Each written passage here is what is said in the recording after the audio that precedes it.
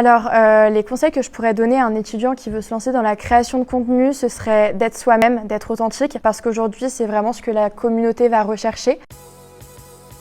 Les objectifs de cette semaine, c'était d'en apprendre beaucoup plus sur le métier qui est aujourd'hui reconnu comme un métier, le métier d'influenceur. Dans cette semaine, on a appris à discuter avec ces gens-là, à savoir comment se construisait leur quotidien, quels étaient leurs objectifs, comment ils en étaient arrivés là et pourquoi est-ce qu'ils ont commencé. Donc on nous a demandé de reproduire des exercices un peu similaires aux leurs pour en fait se mettre vraiment dans la peau d'un influenceur. Mon rôle sur cette semaine de challenge, c'est vraiment d'apporter ce que je connais sur les réseaux sociaux et pour ceux qui veulent se lancer, donner mes meilleurs conseils. Franchement, j'ai adoré, c'était vraiment cool. Ouais, j'ai kiffé, ils étaient à l'écoute de ouf. Les étudiants étaient ultra intéressants. Des questions qui ont pu remettre en cause en fait que je pouvais penser ou mes propres limitations. C'est là où c'était hyper passionnant. Et moi, pour que quelqu'un, faut que je l'écoute pendant 1 heure, faut vraiment qu'il m'intéresse. Donc je me suis dit, ok, j'ai intéressé un peu les étudiants, donc ça fait plaisir parce qu'ils étaient à l'écoute. Alors, les conseils que je pourrais donner à un étudiant, ce serait d'être soi-même, d'être authentique, de se démarquer. En fonction de comment vous vous sentez face au truc, soit vous y allez tout de suite pleine balle, soit vous calibrez le plus possible. Beaucoup de gens le répètent, le re-répètent qu'il faut être authentique. C'est encore pas toujours le cas sur les réseaux sociaux aujourd'hui.